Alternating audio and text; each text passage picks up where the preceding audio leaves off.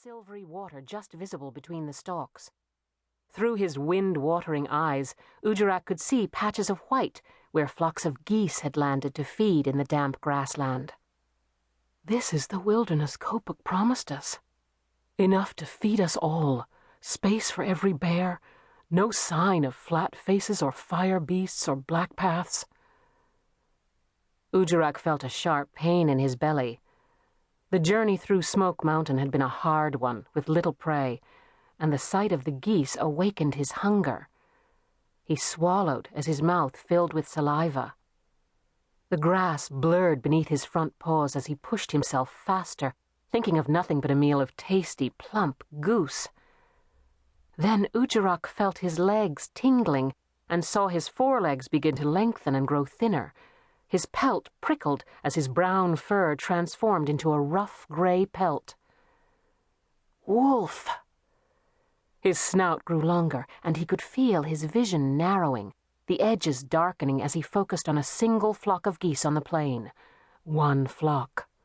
The sounds around him faded to insignificance, and all he could hear was the geese directly in front of him, honking and yakking, their noise growing louder and louder.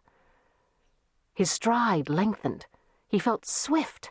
As he raced past Toklo, he thought he heard the brown bear growl. But the sound seemed to come from far away. It meant nothing to Ujurak. The hot reek of the geese engulfed his senses. His tongue lolled as he pinpointed his prey. A fat white bird feeding at the edge of the flock. One goose. He could almost feel his teeth sinking through its feathers, crunching its bones. He smelled its blood and heard its heartbeat. Kill. One bite into warm prey. Then feed. The plain whirled past him in a blur, his paws hardly seeming to touch the marshy ground. He reached the edge of the flock.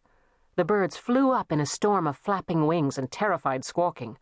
Snarling, Ujurak leaped on his chosen prey. His fangs closed on its neck. He shook the goose. It battered him with its wings, then went limp. Ujurak proudly lifted his head with his prey dangling from his mouth. Feed now. Taste blood. But something was gnawing at his mind. He couldn't eat yet. Reluctantly he turned and began trotting back the way he had come. Ujurak felt his rangy wolf body begin to swell and thicken.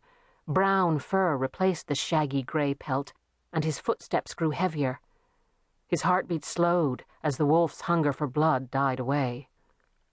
Gradually he began to notice the plain around him again. The geese were settling a little way off, their raucous cries fading. Ujurak could hear the rattle of wind in the reeds and the splashing paws of an Arctic fox as it darted from one clump of bushes to another. He blinked in confusion as he saw 3 other bears approaching him, just coming off the foothills onto the plain. Black, brown, white. He felt that they ought to be familiar. Why can't I remember who they are? Ujurak! The small black bear bounded forward to meet him. That was a great catch! Thanks, Lusa. Ujurak's confusion vanished as he stood in front of her and dropped the prey at Lusa's paws. Of course he knew who she was, and the other 2 bears padding up to him were his friends Toklo and Kallik. The long legs he had as a wolf had rapidly outdistanced them. Come and share, he invited them. Toklo growled his thanks as he tore off a part of the goose and retired a couple of paces to flop down and eat the new kill. Ujurak waited for the 2 she-bears to take some before he settled down to eat too. The goose was a fat one, and there was enough to share among all of them. It tasted delicious, warm in Ujurak's belly. This is wonderful, Kallik said, chewing enthusiastically. She raised her head and sniffed at the air. Can you smell the ice? Soon the sea will freeze closer to shore, and I'll be able to get back to the white bear's feeding grounds. But there's no shelter on the ice, Lusa objected, her mouth full of juicy meat. The wind will blow you into the sea. No, we dig dens in the snow, Kallik explained. Then we curl up together, and it's so cold.